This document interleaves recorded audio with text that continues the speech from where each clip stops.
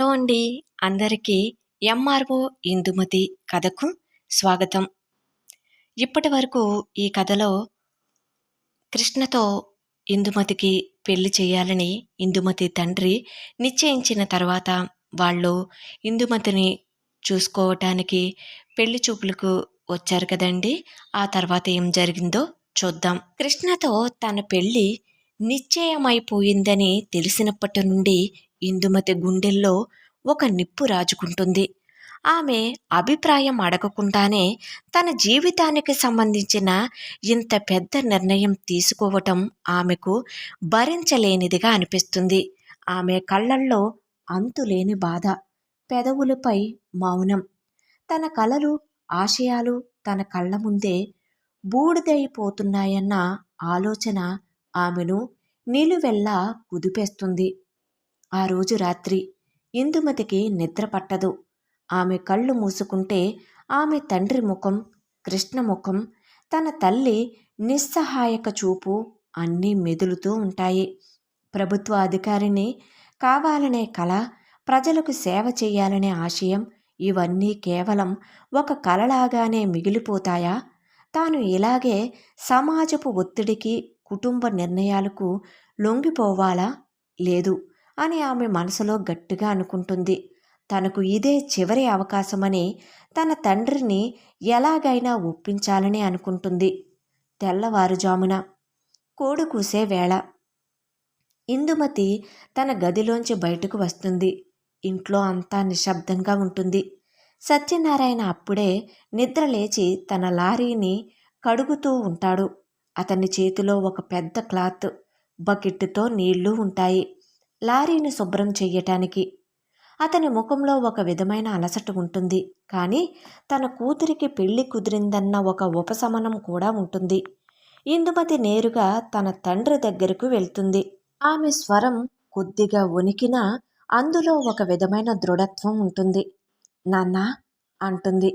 సత్యనారాయణ ఆమె వైపు చూస్తాడు. ఏంటమ్మా ఇంత పొద్దున్నే నిద్రలేచావు అంటాడు. నాన్నా, దయచేసి నేను చెప్పేది వినండి. నాకు ఈ పెళ్లి వద్దు నాన్నా, దయచేసి పెళ్లిని ఆపండి. ఇందుమతి స్వరంలో బ్రతిమిలాడటం, దీనత్వం స్పష్టంగా వినిపిస్తాయి. ఆమె చేతులు జోడించి వేడుకుంటున్నట్లు నిలబడుతుంది. సత్యనారాయణ ముఖం ఒక్కసారిగా కోపంతో నిండిపోతుంది. అతని కళ్ళల్లో నిరాశ, కోపం కలగలిసి ఉంటాయి. ఆపు ఇందు, మొన్ననే సంబంధం చూశాం. నువ్వు మాట్లాడలేదని అంగీకరించావని అనుకున్నాం. ఇప్పుడు వచ్చి ఈ మాటలు మాట్లాడుతున్నావా? సత్యనారాయణ స్వరంలో తీవ్రమైన కోపం ఉంటుంది. నాన్నా, నేను మాట్లాడలేదు. నాకు ఈ పెళ్ళి ఇష్టం లేదు నాన్నా. నేను పెళ్లి చేసుకోవడానికి సిద్ధంగా లేను. నేను ఇంకా చదువుకోవాలి, మంచి ఉద్యోగం సాధించాలి నాన్నా, దయచేసి అర్థం చేసుకోండి అంటున్న ఇందుమతి స్వరంలో కోపం. కళ్ళ నుండి నీళ్లు ధారగా కారుతాయి. సత్యనారాయణ ఒక్క అడుగు వెనక్కి వేసి కోపంగా అరుస్తాడు. చాలు చాలు ఇందు, నీకు ఎంత చెప్పినా వినిపించుకోవటం లేదు. చదువు చదువు అని. ఎందుకు చదువు? ఎంత చదువుకుంటే ఏమవుతుంది? మనలాంటి మధ్యతరగతి వాళ్లకు చదువు అనేది ఉపయోగం ఉండదు. అది నా నిర్ణయం. ఇప్పుడు పెళ్ళి కూడా నా నిర్ణయమే. నీ ఇష్టమేంటి? నువ్వు నా కూతురివి. నువ్వు నా మాటకు కట్టుబడి ఉండాలి అని అంటున్న అతని స్వరంలో ఒక తండ్రి అధికారం, కానీ అంతకు మించి ఒక మొండితనం ఉంటుంది. నాన్నా, మీరు నా భవిష్యత్తును నాశనం చేస్తున్నారు. నా కలలను చంపేస్తున్నారు. నేను కష్టపడి చదువుకున్నది ఎందుకో మీకు తెలుసు. నా గురించి కూడా ఒక్కసారి ఆలోచించండి నాన్నా, ప్లీజ్ అంటూ ఇందుమతి కన్నీళ్లతో తన తండ్రిని బ్రతిమిలాడుతుంది. నేను నీ గురించి ఆలోచించే ఈ నిర్ణయం తీసుకున్నాను. నువ్వు ఇంకా చదువుతాను అంటే నా దగ్గర డబ్బు లేదు. ఎంతని సంపాదిస్తాను? నా ఆరోగ్యం చూడు.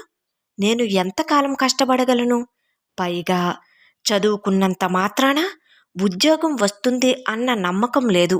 నువ్వు పెళ్లి చేసుకోకుండా నా పరువు తీయాలని చూస్తున్నావా? సత్యనారాయణ స్వరంలో ఒక విధమైన భయం, నిరాశ స్పష్టంగా వినిపిస్తాయి. సమాజంలోని మాటలు అతని మనసులో లోతుగా పాతుకుపోతాయి. ప్లీజ్ నాన్న, నాకు ఒక్క అవకాశం ఇవ్వండి అంటూ ఇందుమతి మోకాళ్లపై కూలబడి తన తండ్రి కాళ్లపై పడి వేడుకుంటుంది. సత్యనారాయణ మాత్రం తన నిర్ణయంపై ఎంత మాత్రం వెనక్కి తగ్గడు. అతను చేతిలో ఉన్న బకెట్టును క్రింద పెట్టి ఇందుమతి చేతిని బలవంతంగా తన కాళ్లపై నుండి పైకి లేపుతాడు. అతని ముఖంలో ఏ మాత్రం కదలిక ఉండదు. లేదు, కుదరదు, ఈ పెళ్లి జరిగి తీరుతుంది. నేను మాటిచ్చాను, ఇది నా చివరి మాట. నువ్విలాంటి మాటలు ఇంకోసారి మాట్లాడితే బాగుండదు అని కఠినంగా చెబుతాడు. తండ్రి మాటలు ఇందుమతి గుండెను చీల్చివేస్తాయి. తన తండ్రి తన కోసం, తన కల కోసం ఎంతగా కష్టపడ్డాడో ఆమెకు తెలుసు. కానీ ఇప్పుడు అతనిలో నిరాశ, సమాజం నుండి వస్తున్న ఒత్తిడి అతన్ని ఇంత మొండిగా మార్చివేశాయని, తన తండ్రిని ఒప్పించలేనని ఆమెకు స్పష్టంగా అర్థమవుతుంది. తన జీవితం తన చేతుల్లో లేదని, తన కలను నెరవేర్చుకోవటానికి తను ఒంటరిగా పోరాడాలని ఇందుమతి తెలుసుకుంటుంది. సత్యనారాయణ ఇక ఒక్క మాట కూడా మాట్లాడకుండా నేలపై ఉన్న బకెట్టును చేతిలోకి తీసుకుని తిన్నగా తన లారీ వైపుగా నడకను కొనసాగిస్తాడు. అతని అడుగులు చాలా దృఢంగా ఉంటాయి. తాను తీసుకున్న నిర్ణయం సరైనదే అన్నట్లుగా. ఇందుమతి అక్కడే నేలపై మోకాళ్లపై కూర్చుండిపోతుంది. తన ముఖానికి తన రెండు చేతులను అడ్డు పెట్టుకుని మౌనంగా, నిస్సహాయంగా ఏడుస్తుంది. తన తండ్రి తన కలను చంపేశాడని, తన భవిష్యత్తును అంధకారంలోకి నెట్టివేశాడని ఆమె అర్థం చేసుకుంటుంది. తన తండ్రి ఇందుమతి చదువుకు అంగీకరించకపోవటం ఆమెకు మరింత పోరాట స్ఫూర్తినిస్తుంది. మీరు పెళ్లిని నిశ్చయం చేయవచ్చు నాన్న, కానీ నా కలను నేను చంపుకోను. నా ఆశయం నా రక్తంలోనే ఉంది. నేను ఎలాగైనా దాన్ని సాధిస్తాను. మీరు ఒప్పుకోకపోయినా నేను ఒంటరిగా పోరాడతాను అని ఆమె మనసులో గట్టిగా అనుకుంటుంది. ఇంతలో ఇందుమతి తల్లి కూడా నిద్రలేచి బయటకు వస్తుంది. తండ్రి కూతుర్ల మధ్య జరుగుతున్న ఈ ఘర్షణను చూసి ఆమె గుండె తరుక్కుపోతుంది. ఇందుమతి తన భర్త కాళ్లపై పడి వేడుకుంటున్న దృశ్యం ఆమెను తీవ్రంగా బాధిస్తుంది. తన కూతురు కళ్ళల్లోని ఆశ, ఆమె మాటల్లోని ఆవేదన ఇందుమతి తల్లికి అర్థమవుతాయి. తన కూతురు కోసం మరొకసారి తన భర్తతో మాట్లాడాలని అతడి దగ్గరికి నడుచుకుంటూ వెళ్తుంది. ఏంటండి, దాన్ని అంత కఠినంగా ఎందుకు మాట్లాడుతున్నారు? దాని బాధం అర్థం చేసుకోరా అని ఇందుమతి తల్లి ధైర్యం చేసి తన భర్తను అడుగుతుంది. సత్యనారాయణ కోపంగా తన భార్య వైపు చూస్తాడు. నువ్వు నోరు మూసుకో, నీకు ఇదే పని. ఎప్పుడూ ఆ పిల్లని వెనక వేసుకుని మాట్లాడతావు. అసలు నిన్ను అనాలి, నీ పెంపకం వలన అది అంత మొండిగా తయారైంది. నేను చెప్పిన మాట వినను. ఇంకో మాట మాట్లాడితే ఇద్దరినీ ఇంట్లోంచి బయటికి గెంటేస్తాను. నా నిర్ణయం ఇదే. ఈ పెళ్లి జరుగుతుంది. ఇంక దీని గురించి ఒక్క మాట కూడా మాట్లాడవద్దు అంటాడతడు. సత్యనారాయణ స్వరంలోని కఠినత్వం, అతని కళ్ళల్లోని కోపం చూసి అతని భార్య వణికిపోతుంది. తన కూతురికి అండగా నిలబడాలని ఉన్నా తన భర్త కోపం ముందు ఆమె నిస్సహాయురాలైపోతుంది. ఆమె కళ్ళ నుండి నీళ్లు ధారగా కారుతాయి. తన కూతురి బాధను చూసి, తన భర్త మొండితనాన్ని చూసి ఆమె లోపల కుమిలిపోతుంది. తన కూతురి కోసం ఇంకేమీ చెయ్యలేకపోయానన్న బాధ ఆమెను దహించి వేస్తుంది. అక్కడే నిలుచుని ఉన్న ఇందుమతిని ఆమె తల్లి ఇంట్లోకి తీసుకుని వెళ్తుంది.